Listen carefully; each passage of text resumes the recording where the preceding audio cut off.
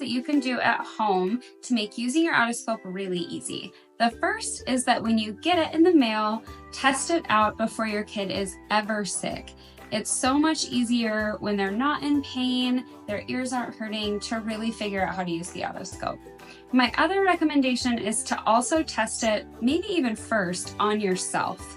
When you test it on yourself, you can get a really good sense of how you need to angle the otoscope and move your ear back and forth to be able to get the best photo of the tympanic membrane. Next, you're going to want to place your child on your lap with their back to you, with some screen time in front of them.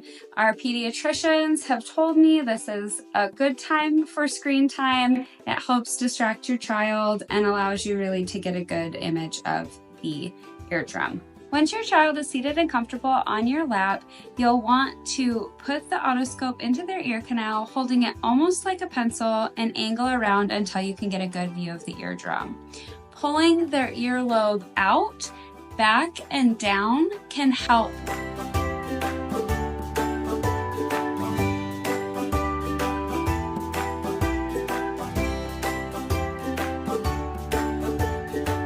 Be patient. This is going to take a few tries. You can see my son Luca here is swatting it away. I've lost the tip a couple of times.